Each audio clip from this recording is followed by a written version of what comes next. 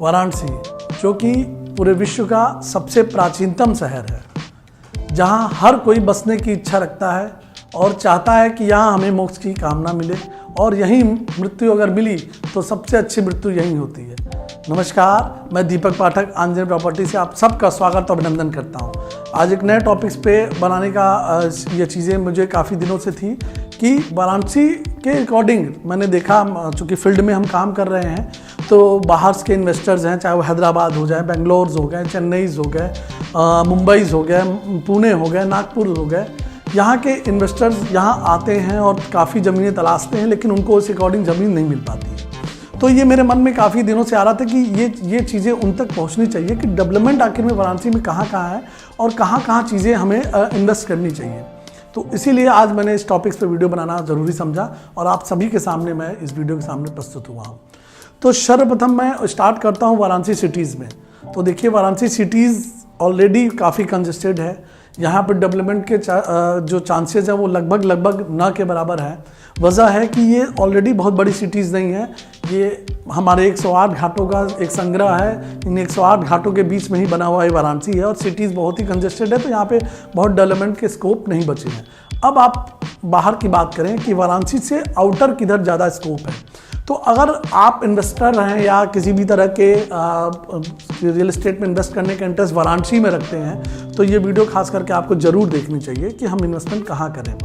अगर मैं लॉजिस्टिक की बात करूं कि अगर कोई बड़ी कंपनी है जिसको अपनी लॉजिस्टिक पार्क खोलनी है, कोई लॉजिस्टिक पार्क है, किसी भी तरह की लॉजिस्टिक एक्टिविटीज़ रखनी है, तो वो कंपनी के लिए यहाँ से एक लगभग वाराणसी, जब प्रयागराज से वाराणसी की ओर एंट्री करते हो तो राजा तालाब एक जगह पड़ती है, वहाँ से अगर स्टार्ट करें तो NH2 स्टार्ट होता है। वो एक सीधी लाइन पकड़ करके NH2 कोलकाता की वो लाइन है, वो लगभग चंदौली तक जाती है। यानी वाराणसी से एक सटा जिला है चंदौली, वहाँ तक ये रास्ता जाता है। और अगर आप लॉजिस्टिक या किसी वेयर हाउस से अकॉर्डिंग आप अगर इन्वेस्टमेंट डालना चाहते हो, तो ये इलाका सबसे बढ़िया होता है डेवलपमेंट के पॉइंट ऑफ व्यू से।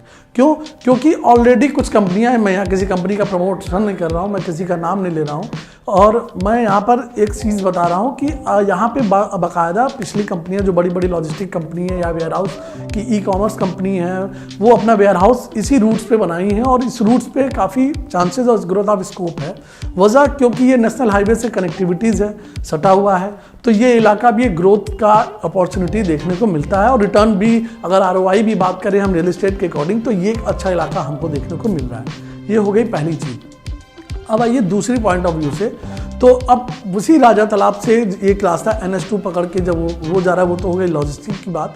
अब उसी राजा तालाब से हम वाराणसी कैंट रेलवे स्टेशन हमारा है, एक मेन हाईवे, स्टेट हाईवे जो कि है वो आता है। उस हाईवे का रिकॉर्डिंग यहाँ सटे हुए जो इलाका है वो रोहनिया पड़ता है, मोहन सराय पड़ता है, ये चीज़ें हैं। ये इलाकों में अगर आप देखें तो यहाँ पे भी छोटे छोटे गोडाउन्स टाइप के या यहाँ की छोटी कंपनियाँ जो हैं अपने शहर की ही, वाराणसी शहर की, वो वहाँ पे अपनी गोडाउन्स या अपना वेयर हाउस डाल के रखी रहती हैं। जैसे मार्बल्स की बड़ी कंपनियाँ हो गई, किसी टाइल्स की बड़ी कंपनी हो गई, किसी ऑटोमोबाइल्स की बड़ी कंपनी हो गई, तो वहाँ पे उन्होंने अपना शोरूम्स भी डाला हुआ है और अपना वेयर हाउस भी डाला हुआ है। तो वो इलाका को भी अगर हम आपको देखें तो ये इलाका भी काफ़ी डेवलपमेंट के पॉइंट ऑफ व्यू से काफ़ी अच्छा इलाका है, जहाँ की आप अपना इन्वेस्टमेंट डाल सकते हैं।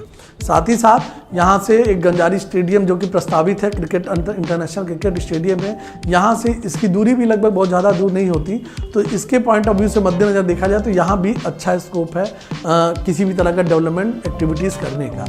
अब आइए रोहनिया पे हमने बात कर ली, तो रोहनिया पे एक चीज़ और भी बताते चले कि यहाँ रेजिडेंशियल अपॉर्चुनिटीज़ भी वेयर हाउस के साथ साथ फार्म हाउस बना करके, विलास बना करके बड़ी बड़ी यहाँ की बिल्डर्स कंपनियां भी कर रही हैं, जो कि बड़े इन्वेस्टर्स यहाँ अगर करें तो उनको एक अच्छा ROI देखने को मिलेगा, क्योंकि जो रेट ऑफ ग्रोथ है यहाँ की वो रेदर देन कंपेयर और जगह से ज़्यादा अच्छा है। क्योंकि जो इंटरनेशनल क्रिकेट स्टेडियम प्रस्तावित हुआ है वो इसी इलाके से होकर के, अगर वाराणसी से कोई जा रहा है, मोस्ट प्रोबेबिलिटी यही है कि वो इसी इलाके से होकर के गुजरेगा।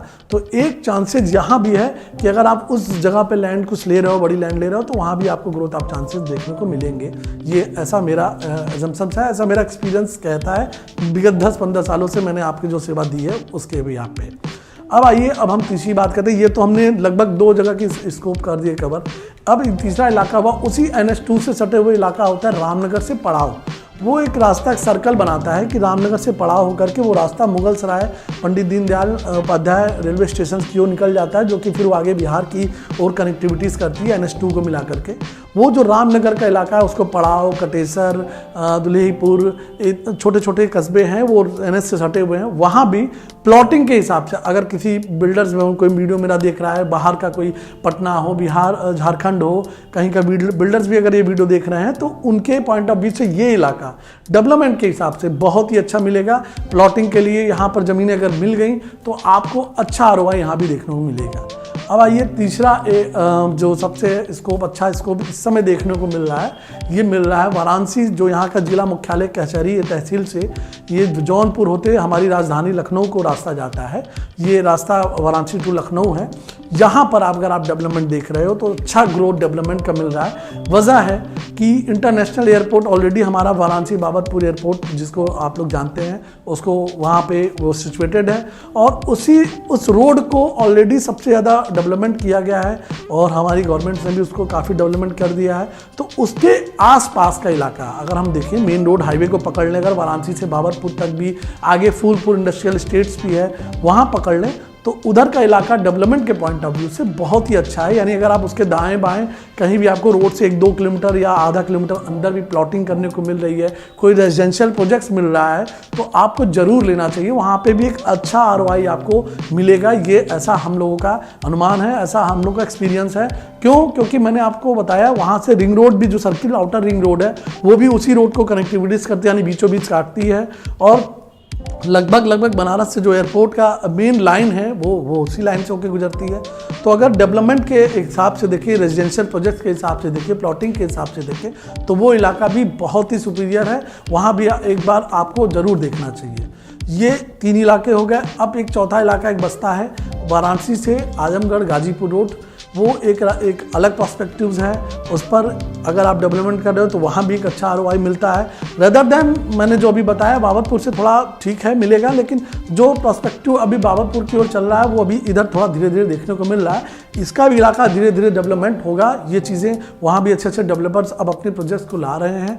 तो अगर आप आजमगढ़ की ओर भी देख रहे हो, बनारस से आजमगढ़, तो वहाँ भी कोई रेजिडेंशियल बड़ा प्रोजेक्ट लाना चाहे कोई बिल्डर्स, बाहर के बिल्डर्स की मैं प्रोबेबिलिटी वीडियोज़ भी इसीलिए बाहर के इन्वेस्टर्स या बिल्डर्स के लिए बना रहा हूँ, तो वो वहाँ भी प्रोजेक्ट डाल सकते हैं। और एक फाइनल एक रास्ता जो बनारस को टच करता है, एक वाराणसी टू लास्ट गाजीपुर, जो ये कि एक रास्ता ये भी NH को होके, स्टेट हाईवे को होके जाता है। इधर भी आप देखें तो उमराहा पड़ता है, चौबेपुर के पहले तक ring road, outer ring road 3 phase 1 वहाँ प्रस्तावित और चल भी रहा है। तो अगर उधर भी देखें तो उधर भी डेवलपमेंट के चार्जेस हैं, लेकिन उधर आप रेजिडेंशियल प्रोजेक्ट ला सकते हो। किसी तरह का कोई कमर्शियल एक्टिविटीज़ वहाँ अभी भविष्य में, निकट भविष्य में अभी देखने को तो नहीं मिल रही है। तो अगर रेजिडेंशियल प्रोजेक्ट लेना है तो उधर गाजीपुर रोड पे भी आप ले सकते हो। वहाँ कोई रेजिडेंशियल प्रोजेक्ट लॉन्च करोगे तो निश्चित ही धीरे धीरे वहाँ भी आपका प्रोजेक्ट पास आउट हो जाएगा। तो उम्मीद करूंगा आज का वीडियो, आज का कंटेंट अच्छा लगा। हमारे कोई इन्वेस्टर देख रहे हो तो नीचे नंबर दिया हुआ है, आप हमसे कांटेक्ट कर सकते हैं। आपको हम पूरी मदद, पूरी सहायता करेंगे अच्छी लैंड दिलाने के लिए, अच्छी प्रोजेक्ट दिलाने के लिए और आपको अच्छा ROI देने के लिए। तो कोई बिल्डर्स हमारा प्रोजेक्ट देख रहे हो, या बिहार से देख रहे हो, बंगाल से देख रहे हो, झारखंड से देख रहे हो, मुंबई से देख रहे हो, पुणे से देख रहे हो, पटना से देख रहे हो, ये कोई फ़र्क नहीं पड़ता। अगर आप वाराणसी में इंटरेस्टेड हो प्रोजेक्ट को इन्वेस्ट करने के लिए और आपका मन है कि हाँ यार मुझे भी वाराणसी में प्रोजेक्ट इन्वेस्ट करना है, तो एक बार आप जरूर विश्वास करके हमारे दिए हुए नंबर पर संपर्क करिएगा। हम आपको बेहतर से बेहतर और बेस्ट से बेस्ट प्रोजेक्ट दिलाने का प्रयास करेंगे। और भविष्य में आप कहाँ लेना चाहते हैं इस यूपी में, आप उस पर भी हमें कमेंट में डाल करके बता सकते हैं। हम आपको उसके लिए मेरा व्हाट्सअप नंबर भी, आप मुझे व्हाट्सअप भी कर सकते हैं। हम आपको उस पर हेल्प करते रहेंगे अपने चैट बॉक्स के थ्रू।